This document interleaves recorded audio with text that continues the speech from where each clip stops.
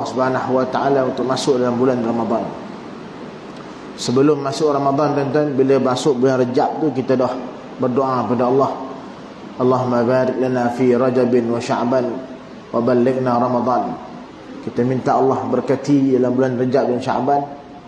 Kemudian kita minta Allah ballighna, sampaikan kami, pilihlah kami untuk masuk dalam bulan Ramadan. Sebab apa, tuan-tuan? Sebab Rajab bulan penghormatan. Maknanya bila masuk Rajab, kita kena mula dah untuk ingat akhirat, tinggalkan dunia. Mula dah untuk melatih diri melakukan kebaikan demi menghormati bulan Ramadan yang akan muncul tak lama lagi. Ada begitu. Waktu Rajab ni disebut sebagai bulan penghormatan. Kemudian bila masuk Sya'ban, Sya'ban ni bulan pemisah. Pemisah maknanya apa? Maknanya orang yang dah berada dalam bulan Sya'ban, dia dah bersedia untuk memisahkan diri dia dengan dunia. Dia dah bersedia untuk memisahkan diri dia dengan dunia menuju akhirat. Karena Ramadan ni bulan kita mencari amalan sebanyak mungkin untuk akhirat. Itu sebenarnya. Dan disebut juga sebagai bulan pemisah sebab ada di antara kita yang dipilih oleh Allah Subhanahu wa ta'ala untuk memisahkan dunia dengan akhirat dalam keadaan kita masih ada di atas bumi.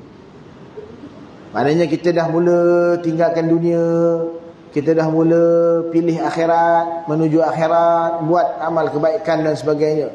Dalam keadaan kita masih berada di bumi, maknanya kita masih hidup. Ada di antaranya Allah pilih menuju akhirat, pisah dengan dunia dalam keadaan kita berada dalam bumi. Maknanya matinya. Sebab tu bila masuk Sya'ban, ramai yang meninggal dunia. Masuk Sya'ban, ramai yang menuju alam barzah. Sebab bulan pemisah, pisah dunia dengan akhirat. Tapi kita Alhamdulillah, Allah pilih kita untuk pisah dunia dengan akhirat ni dalam keadaan kita masih hidup lagi. Mana Allah pilih kita untuk menuju akhirat, masuk dalam bulan Ramadan, menuju akhirat, cari pahala sebanyak mungkin untuk akhirat dalam keadaan kita masih berada atas bumi, masih hidup. Sebab itulah, tuan-tuan, bila kita dah dipilih oleh Allah untuk masuk dalam bulan Ramadan, tapi kita berada dalam bulan Ramadan ni seperti mana kita berada dalam bulan lain. Maknanya kita tak ambil peluang, tak ambil kesempatan dalam bulan Ramadan yang hanya datang setahun sekali. Maka dengan sebab itulah tazkirah Jumaat kita pada hari ini saya sebut sebagai 6 jahanam dalam bulan Ramadan. Memang jahanam pun. Sebab apa? Allah dah pilih dah masuk dalam bulan Ramadan, tapi tak ambil kesempatan. Tak ambil peluang untuk capai segala macam ganjaran dan fadilat dalam bulan Ramadan. Maka orang ni orang jahanam lah. Tak ada lain dah, tak ada gelar. Kalau baca hadis Nabi lagi lah, Nabi sebut apa? Celaka dengan jahanam ni lebih kurang. Bila mana kita dah masuk dalam bulan Ramadan, tapi kita tidak mencapai segala macam ganjaran yang Allah tentukan pada kita. Allah dah beri kita macam-macam benda dalam bulan Ramadan ni, kita tak ambil pun, tak ambil kesempatan. Orang lain nak masuk Ramadan, tiba-tiba dia mati pula. Allah panggil, Allah cabut nyawa dia. Orang lain bersemangat nak masuk Ramadan ni, kan? Sampai masanya besok dalam Ramadan, hari ni mati pula. Tiba-tiba kebah, meninggal dunia. Tapi kita Allah masih pilih masuk Ramadan, kan? Dah masuk dah, kan? Dah masuk fasa kedua dah sekarang ni, kan? Tapi kita tak guna dengan sebaik mungkin. Maka jahanam tak? Jahanam tu. Siapakah dia 6 golongan yang jahanam tu? Yang pertama, tuan-tuan, ialah orang yang menganggap biasa bulan Ramadan. Ramadan ni, tuan-tuan, bulan istimewa. Dia tak seperti bulan-bulan lain. Bila bulan istimewa, maka layanan ni pun istimewa. Macam mana kita nak melayan Ramadan ni dengan istimewa? Kena ada ilmu tu. Baru kita tahu dalam bulan Ramadan ni apa benda yang perlu kita buat, apa benda yang kita tak boleh buat, apa benda yang kita digalakkan buat, apa benda yang kita diharamkan buat, dilarang buat. Nampak tak? Itu semua dengan ilmu. Macam orang ada anak autism. Orang ni ada 5 orang anak, 4 orang normal, seorang autism, seorang anak-anak istimewa. Adakah layanan mak bapak ni pada anak istimewa ni sama dengan layanan anak-anak normal? Sama ke?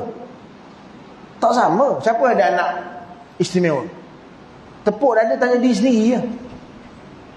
Tak. Siapa yang ada anak istimewa, layanan sama ke? Anak kita ni seorang ni autism, lembam, cacat pemikiran, lemah kan, lambat. Orang kata apa, prosesor Celeron, bukan Pentium, bukan i3, i5, i7, tak ada lah kan, Celeron, lambat je. Orang dah sampai Utopia dah, dia baru dah naik bas. Orang dah sampai Krabi dah, dia baru kat bus stand. Lambat. Nampak? Adakah layanan dia sama dengan anak-anak normal? Tak sama. Kawan saya sampai pergi kursus, dia ada anak istimewa seorang, autism, sampai pergi kursus macam mana nak melayan anak autism ni, sebab dia istimewa. Begitulah Ramadan. Yang kebanyakan daripada kita, tuan-tuan, gagal dalam bulan Ramadan, tak tahu nak buat apa dalam bulan Ramadan. Pasal apa? Pasal kita tidak ada ilmu. Kenapa kita tidak ada ilmu? Kerana kita tidak mengaji, tak belajar tentang Ramadan. Pasal apa kita tak mengaji, tak belajar tentang Ramadan? Pasal kita menganggap Ramadan ni bulan biasa, sama je macam bulan-bulan lain, sedangkan dia bulan istimewa. Itu golongan pertama yang jahanam. Golongan kedua, tuan-tuan, orang yang tiba-tiba alim dalam bulan Ramadan. Bulan-bulan biasa jalan ke surau pun tak jumpa. Bulan-bulan biasa lalu tepi surau ni, jalan besar depan tu, jalan dia kulu kilir, ulang alik, pergi kerja, balik kerja, pergi kedai, balik kedai. Ada sekali tu lalu depan surau waktu azan Zuhur, nak pergi kedai, tapi buat dek aja. Tapi bila masuk Ramadan tiba-tiba jadi alim. Bila masuk Ramadan tiba-tiba datang surau. Masuk Ramadan tiba-tiba pakai jubah. Masuk Ramadan tiba-tiba pakai serban. Masuk Ramadan tiba-tiba pegang biji tasbih. Masuk Ramadan tiba-tiba pegang Quran. Tak maaf lah kalau tazkirah saya hari ni kerah sikit. Memang kerah pun. Pasal bertahun dah kita dengar tazkirah, benda yang sama, tapi tak berubah kok.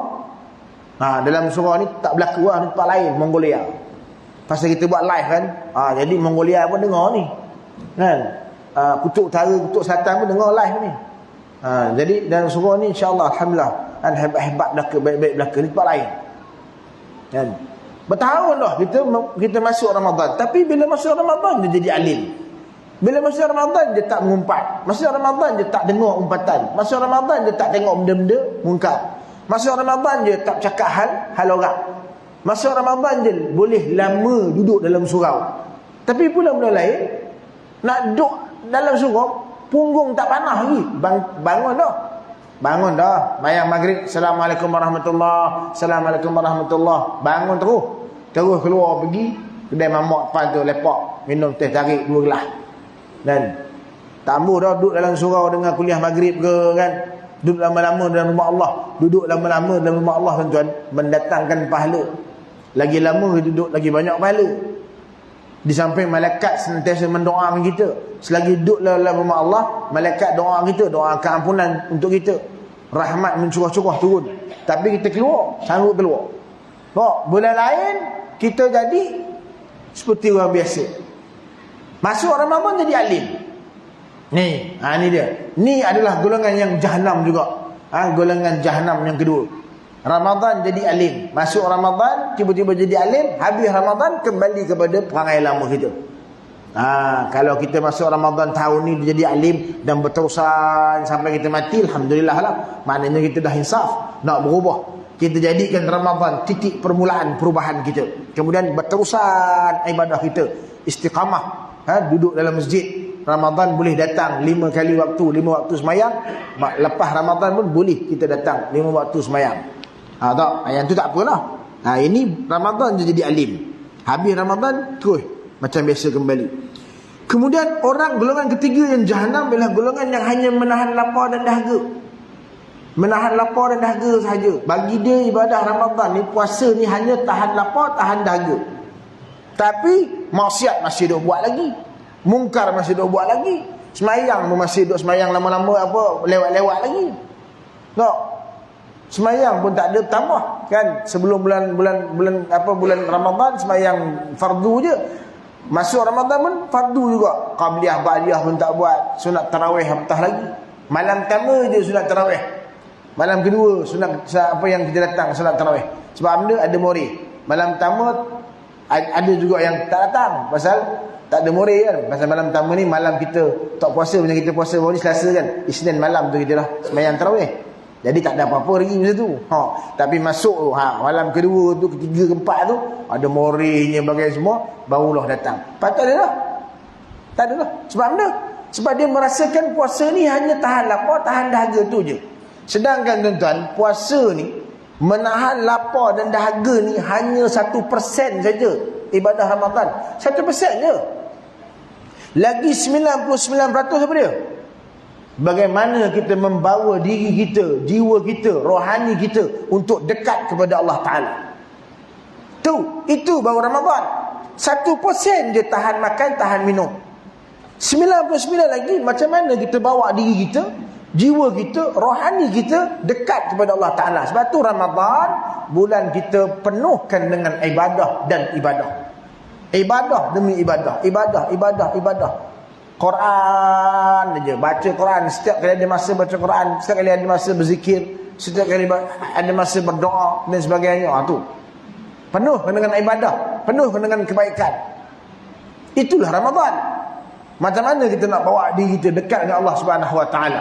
Bulan-bulan lain kita jauh daripada Allah Taala. Semayang pun lambat, semayang pun kadang semayang kadang tak, jauh daripada Allah Taala. Berzikir apatah lagi, jauh sekali. Selawat pun tidak. Kan? Buat baik pun tidak.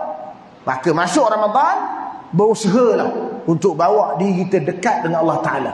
Bulan-bulan lain kita jauh daripada Allah Ta'ala. Jauh. Tak? Ingat Allah ketika tiba musibah je. Ketika tiba musibah je ingat Allah Ta'ala. Bila senang, lupa Allah Ta'ala. Jadi jauh daripada Allah Ta'ala. Maka masuk Ramadan, usahalah macam mana kita nak bawa diri kita, jiwa kita sedekat yang mungkin dengan Allah Ta'ala. Itu baru Ramadan. Maknanya bukan hanya makan minum je, bukan hanya tahan makan minum. Tahan makan minum tu 1% je. Lagi 99% ni yang banyak orang gagal ni. Orang yang menganggap Ramadan ni hanya tahan makan, tahan minum, itu yang dia bantai tidur. Dia bantai tidur, lapar daripada subuh sampai pukul 1, pukul 2. Kan? Silap-silap kan? Pukul 4 suku baru dia bangun. Sebab apa? Dia akan jamak sekali Zuhur dengan Asar. Jamak suri orang panggil. Apa dia? Maknanya dia bukan jamak takdim, jamak takhir tak. Dia semayang pada waktunya, tapi dia dekat-dekat semayang. Dia semayang akhir dan akhir Zuhur. Kan? Contoh, Asar masuk 4.35 contohlah kan. Dia semayang Zuhur pukul 4.20. Allahu Akbar. Kan? Habis main Zuhur, wirid sekejap, tiba-tiba bila azan Asar. Allahu Akbar, Allahu Akbar. Oh dah Asar dah. Dia pun bangun main Asar. Nampak tak? Itu namanya jamak. Nampak macam jamak lah. Jamak suri ni jamak dari sudut gambaran. Nampak macam jamak antara Zuhur dengan Asar. Tapi dia bukan jamak pun. Dia semayang pada waktunya. Cuma semayang pada akhir waktu yang pertama dan awal waktu yang kedua. Dan jamak ni dibenarkan ketika orang sakit. Sakit, dia nak pergi ambil wuduk, setiap kali masuk waktu payah. Jadi dia ambil lah wuduk sekali je. Dekat-dekat nak habis waktu Zuhur, baru dia sembahyang Zuhur. Lepas tu habis sembahyang Zuhur, masuk Asar, sembahyang Asar terus. Nampak tak? Kalau dia sembahyang Zuhur awal waktu pukul 1, 1.30, dia nak menunggu 2.30, 3.30, 4.30 baru masuk Asar. Kena ambil balik wuduk, pasal 3 jam menunggu confirm terkentutnya. Terkentut, terberak lah macam benda, tertidur pakai apa semua kan, batal wuduk. Jadi kena ambil balik wuduk. Dia pula sakit melecur kan, jenis sakit yang tak boleh sangat kena air. Tu jamak tu dibenarkan. Jamak suri. Kita duk baca jamak takhir, jamak takhir, jamak takdim je kan. Mungkin ada yang belum pernah dengar jamak suri ni. Ni baru pertama kali dengar. Ada yang dah biasa dengar. Sebab dia memang dah biasa sakit. Setahun 3-4 kali masuk ward, masuk hospital. Jadi sembahyang maghrib, di akhir sembahyang maghrib, akhir waktu maghrib dan nak masuk isyak ni, lagi 10 minit nak isyak, sembahyang Allahu Akbar. Habis main maghrib, isyak masuk. Main isyak terus. Nampak tak? Tu. Jadi mungkin waktu Ramadan ni ramai yang buat macam tu. Kan? Dia bantai tidur kan, sebab dia anggap puasa ni hanya tahan makan, tahan minum. Sedangkan puasa ni ialah bagaimana kita membawa diri kita dekat kepada Allah Ta'ala. Maknanya buatlah segala macam amal ibadah yang menjadikan Allah Ta'ala hampir dengan kita. Itu. Jadi golongan Jahanam yang ketiga ialah golongan yang hanya menahan lapar dan dahaga saja. Menganggap Ramadan ni hanya tahan makan, tahan minum. Sedangkan banyak lagi yang kita kena tahan, yang kita kena buat dalam bulan Ramadan. Kalau tidak, takkan Allah kata apa? Kutiba alaikumus siyam kama kutiba alal ladzina min qablikum la'allakum tattaqun. Tu hujung sekali kepada puasa. Allah fardukan puasa sebagaimana golongan terdahulu supaya kamu bertakwa kepada Allah. Takwa orang yang takut dengan Allah Ta'ala. Takut nak buat maksiat, takut nak buat dosa, kan? Takut masuk api neraka Jahannam, takut dengan kebesaran Allah Subhanahu Wa Ta'ala. Maknanya hebat mana kita atas dunia ni, Allah lagi besar. Sebab tu semayang tuan-tuan, takbiratul ihram tu dia termasuk dalam rukun qauli. Semayang takbir yang pertama tu bunyi sikit, mulut tu buka sikit. Ini ada orang semayang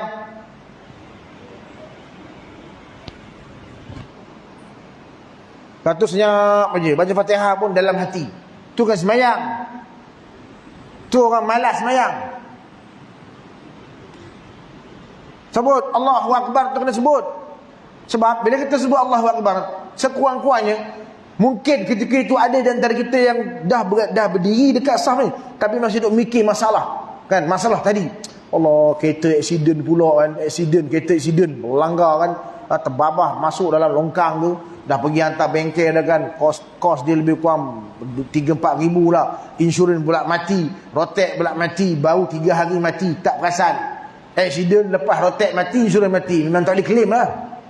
Kan, orang temu kan, darah tu kalau mikir ni, nak cari duit ni, nak raya lagi nanti ni kan. Kalau kereta tak dibaiki, nak balik kampung macam mana kan. Tengah-tengah duk mikir ni kan, kita pun Allahu Akbar. Maknanya apa? Allah Maha Besar.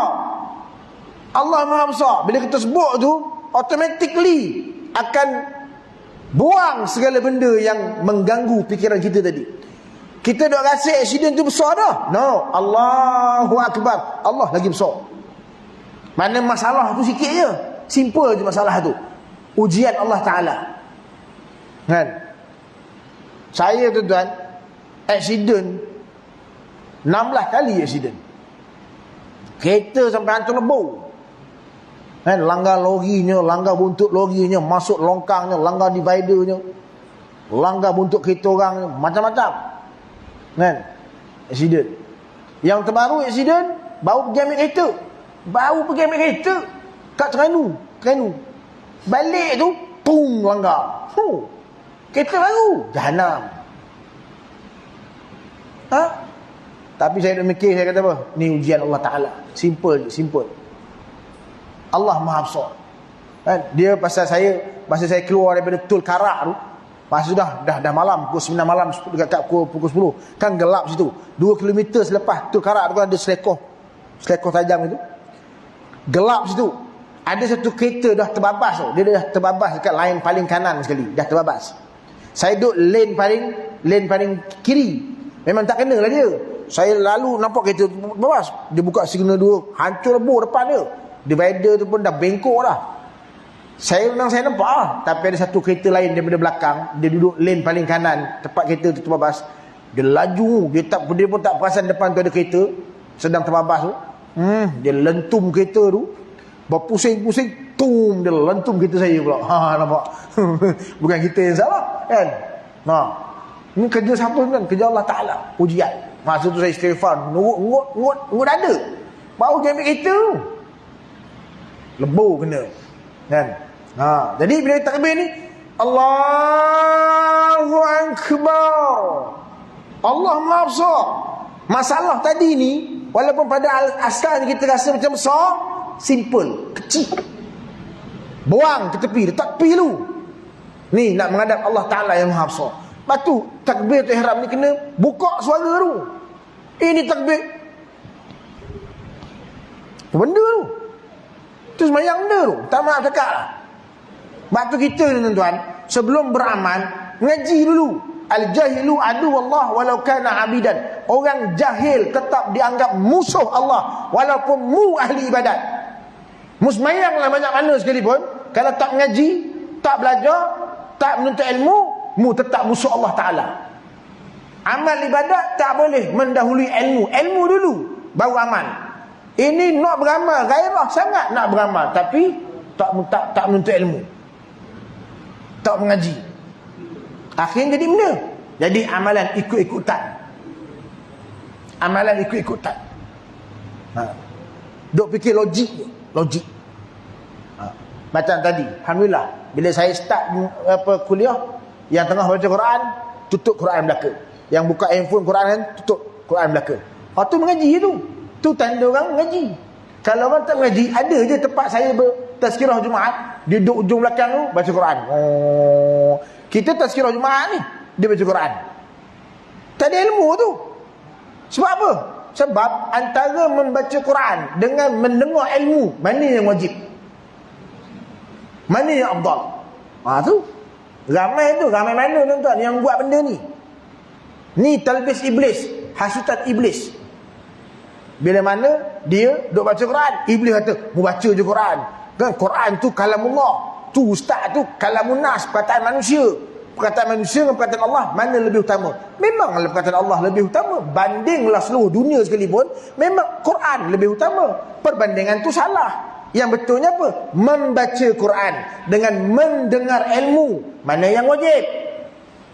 Mendengar ilmu tu wajib, baca Quran sunat. Maka bila ustaz, a'udzubillahi minasyaitonir rajim, assalamualaikum warahmatullahi wabarakatuh, bila ustaz dah beri salam je, kita pun cari wakaf yang sempurna, sampai je ayat tu terus sadaqallahul azim, letak Quran. Itu baru ada ilmu.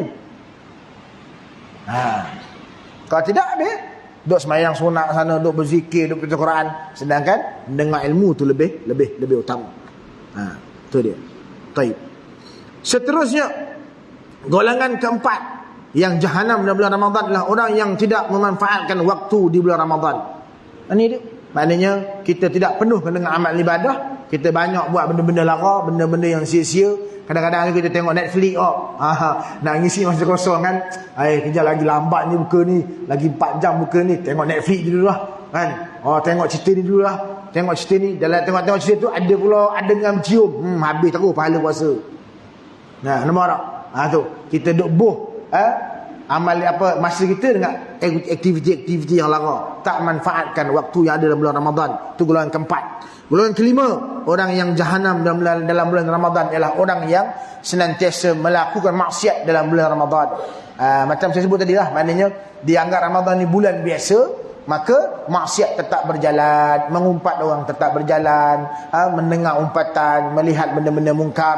Kalau dia kaki judi, masih berjudi lagi kan. Nak isi macam kosong ni, lambatnya azan maghrib, judi dulu lah. Letak RM500 seorang. Menang, dapatlah RM2,000. 4 orang main dapat RM2,000, menang. Main lagi. Ni nampak tak? Tetap melakukan maksiat. Antara lagi orang tak semayang, puasa tapi tak semayang. Ingat dekat akhirat nanti, benda pertama yang Allah hisap semayang. Elok semayang dia, maka eloklah Allah terima semua amal ibadah dia. Tapi kalau semayang tak betul, maka hancur lebur segala amal ibadah dia. Kan? Sebab tu bila ada orang cakap apa, saya pun tak nak pakai tudung ustaz. Kan?